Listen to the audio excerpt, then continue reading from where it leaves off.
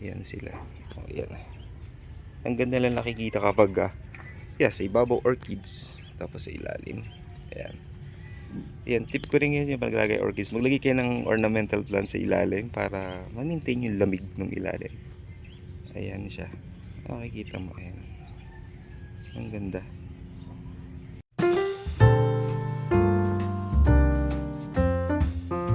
Good morning guys.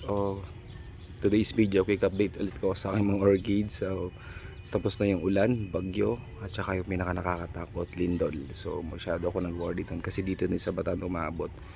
So, ayan sila. So, dito sila sa pwesto nila. So, temporary lang yan hanggang di na po flooring yung baba. Hindi ko pa sila papaligan ng bakal kasi ayaw ni tatay.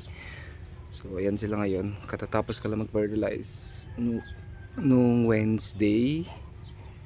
So, bukas, ay ngayon, Saturday, bukas fertilizer ulit ako sa kanila. So kailangan ko muna silang pakita muna sa inyo kung nilagay nila ngayon dito sa pwesto nila. So ganun pa rin siya, napakataas pa rin ng net para hindi maiwasan talagang pagkakulob nila dito. Kailangan talaga mataas kasi para pumasok yung hangin. So yan sila ngayon. Ito yung aking mga sanggumay na semi-alba. Actually kikis lang yan, nilipat ko siya dyan, pinatong ko siya dun sa fern chips. Yan siya. Tapos ito yung last na nakita yung last video ko sa mga posts na reels ko. Ito yung may mga bulaklak.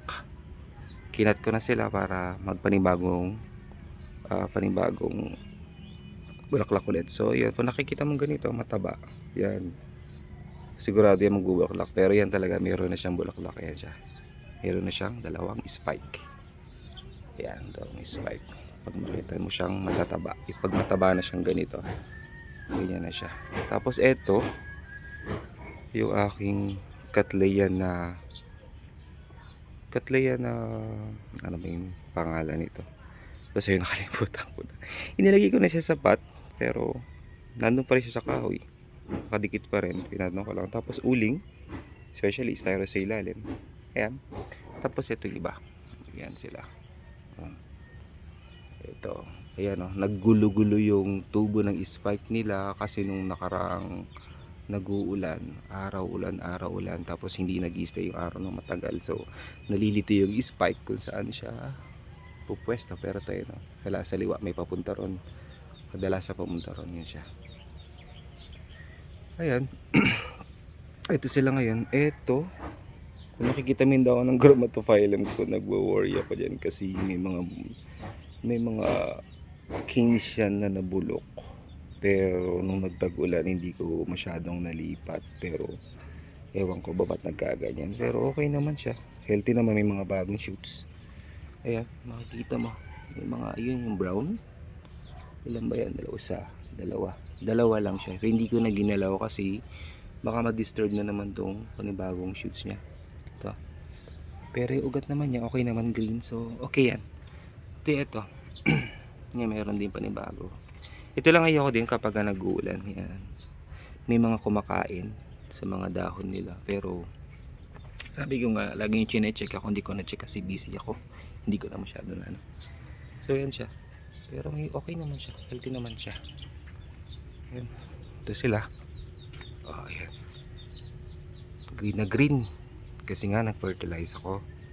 So na-absorb na nila yung fertilizer na binigay ko. Hindi pa rin ako masyadong nagdidilig kasi basa pa siya. Iniiwasan ko pag ganito talagang coco chunks, coconut husk, basa siya talaga, stay talaga ang tubig. Unlike dito sa mga fern chips, tinan mo siya, saglit tuyo siya, ayan, tuyo siya, pero maraming ugat doon. Ayan, ito rin yung mga nilipat ko kasi dati ito sa ilalim sila nung mangga, pero ngayon dito sila ngayon nilipat ko kasi mas nakita ko nabibilad, natuloy yung ugat, so nilipat ko. Fully shaded siya pero ganun pa rin, nakakapasok pa rin hangin, wala ko nakikitang problema sa kanila. Ayan. Eto, ilan lang tong nakatalim sa ganito sa dalawa, tatlo, apat lang sila dito sa coconut husk. Ayan sila.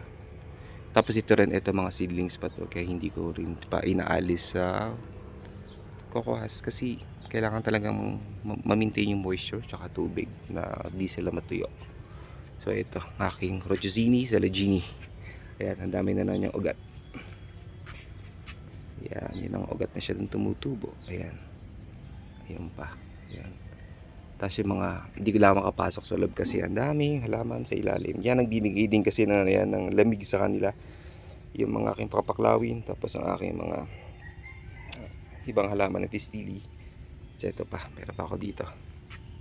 Nilagay ko rin siya sa nilagay ko rin siya sa coco shell. So din siya. Ayan, ito pa, ito save to. Nalaglag lang to nung bumabagyo yan. Dinikit ko lang siya yan. Ay, pero yan, may ugat na siya. Maring bago. Ito pa akin. Ito nangalaglag din to. Yan o, tumubo na load siya.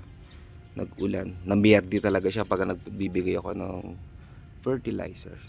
Ito meron pa ako dito. Di ko alam yung tawag dito. Hoya yata ito. Ayan, ang ganda yan. Green ng green talagang. Ayan lang siya.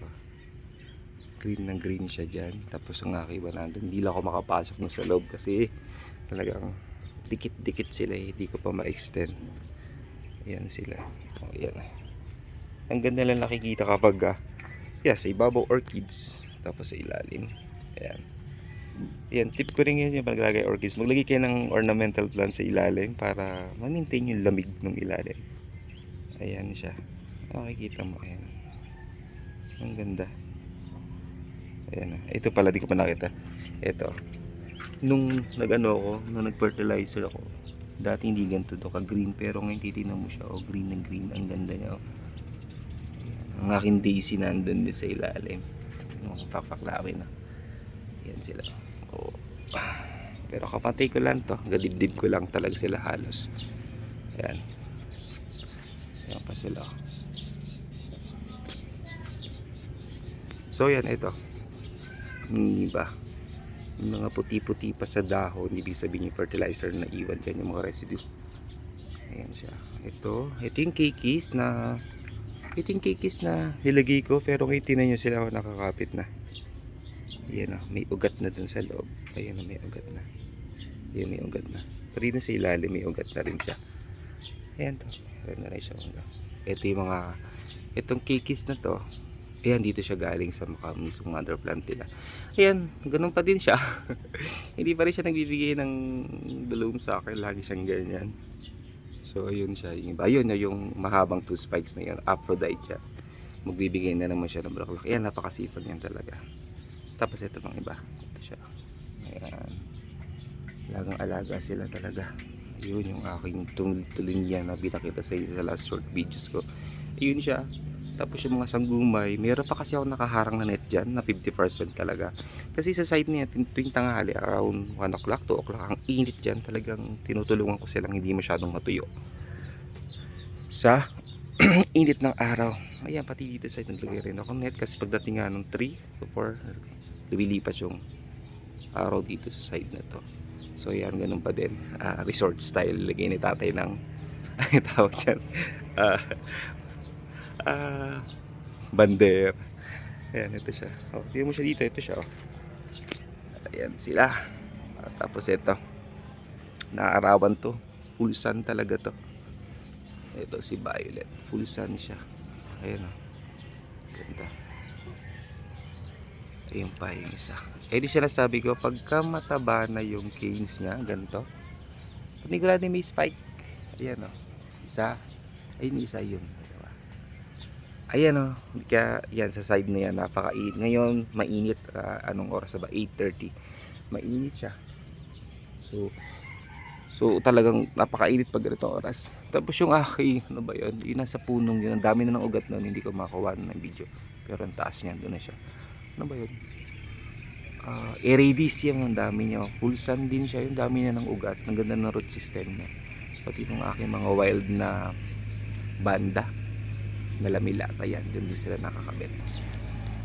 So yun lang guys para sa aking quick update sa aking mga orchids. Kung may tanong kayo, comment down below. Tsaka huwag nyo rin kalimutan mag-share, like, and subscribe para laging updated sa aking mga orchids na share ko sa inyo kasi ang hilig ko talaga sa orchids. Yun lang. Maraming salamat. Bye.